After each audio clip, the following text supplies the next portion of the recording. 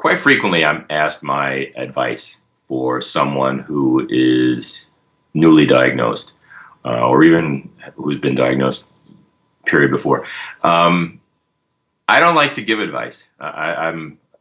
First of all, I hate when people give me advice unsolicited. But I guess if you want to talk about, yeah, I mean, I lead by example. That's the way I see it. But in terms of advice, understand that people want to help, and they're going to tell you things that you may want to hear. They're going to tell you things you may not want to hear.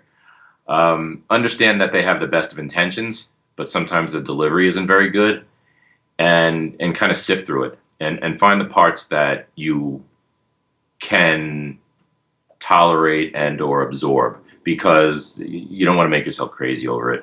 Um, Everybody's got the best doctor. Everybody's got the best everything. Otherwise, they wouldn't be telling you their advice. But I find the people that I'm comfortable with and that are knowledgeable, and I listen to them to an extent.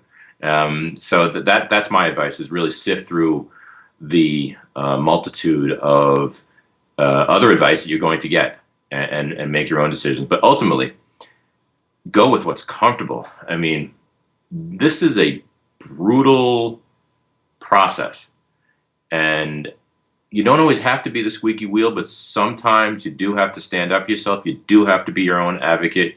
You do have to ask questions, and you do have to be comfortable with the answers. And if you don't understand the answers, make them repeat it. Make them repeat it more than once. Make them repeat them several times. I have walked out of exam rooms if I've been uncomfortable with the doctors.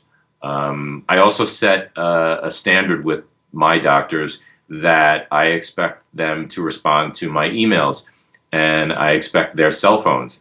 Now, I don't cry wolf, so when I do reach out to them, they understand the reason, and they understand that they need to respond to it.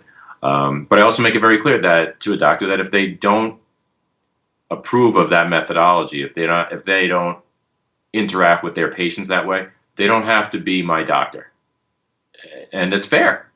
Both parties understand it, and it works out pretty well. So be demanding in what you want. Make your expectations realistic, but ask a lot, and ask for repetition if you don't understand it, because this is your body, this is your life, and you need to be prepared. For an interactive tool to learn more about your colon cancer and your personalized treatment options, go to mycoloncancercoach.org.